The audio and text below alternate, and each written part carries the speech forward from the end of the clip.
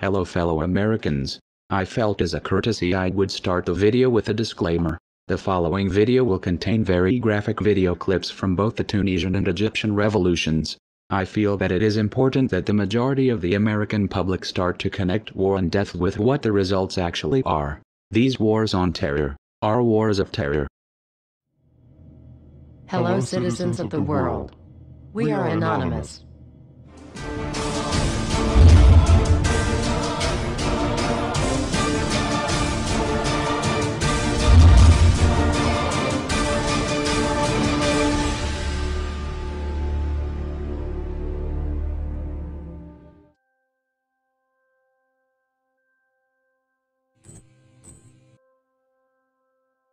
For all Barack Obama's fine words, and there are many of them, fine words, it is his administration that boasts on his campaign website of criminalizing more speech than all previous US presidents combined. I am reminded of the phrase, the audacity of hope. Who can say that the President of the United States is not audacious? Was it not audacity for the United States government to take credit for the last 2 years' avalanche of progress? Was it not audacious to say that the United States supported the forces of change in the Arab Spring? Tunisian history did not begin in December 2010, and Mohamed Bouazizi did not set himself on fire so that Barack Obama could be reelected. His death was an emblem of the despair he had to endure under the Ben Ali regime. The world knew, after reading WikiLeaks publications, that the Ben Ali regime and its government had for long years enjoyed the indifference, if not the support, of the United States, in full knowledge of its excesses and its crimes. So it must come as a surprise to Tunisians that the United States supported the forces of change in their country. It must come as a surprise to the Egyptian teenagers who washed American tear gas out of their eyes that the US administration supported change in Egypt.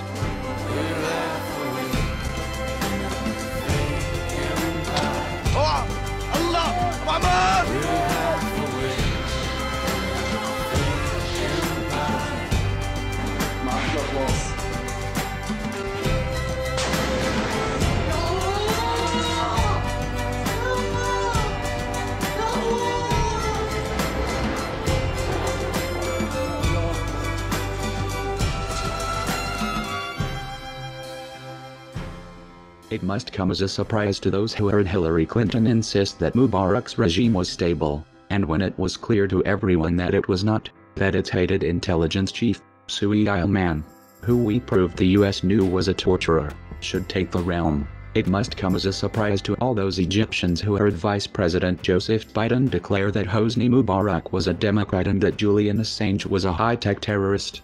It is disrespectful to the dead and incarcerated of the Bahrain uprising to claim that the United States supported the forces of change. This is indeed audacity. Who can say that it is not audacious that the president, concerned to appear leaderly, looks back on this sea change, the people's change, and calls it his own? But we can take heart here too, because it means that the White House has seen that this progress is inevitable.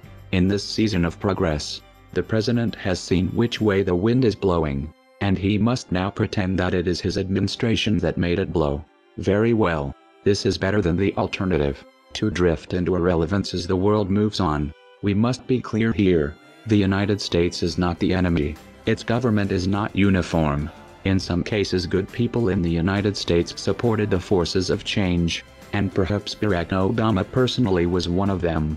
But in others, and en masse, early on, it actively opposed them. This is a matter of historical record, and it is not fair and it is not appropriate for the president to distort that record for political gain, or for the sake of uttering fine words. Credit should be given where it is due, but it should be withheld where it is not. And as for the fine words, they are fine words, and we commend and agree with these fine words. We agree when President Obama said yesterday that people can resolve their differences peacefully. We agree that diplomacy can take the place of war, and we agree that this is an interdependent world, that all of us have a stake in.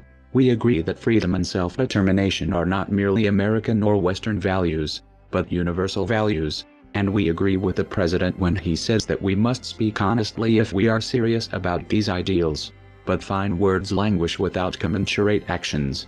President Obama spoke out strongly in favor of the freedom of expression.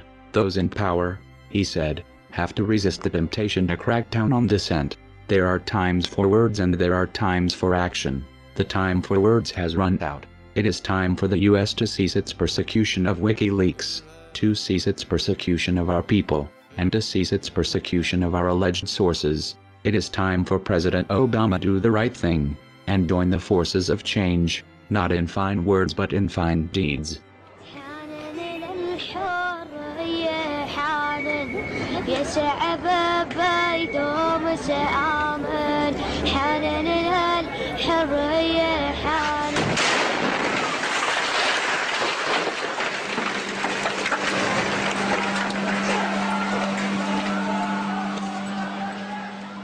We are anonymous.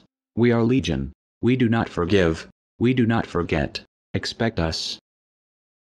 Why is it so important that we educate our people?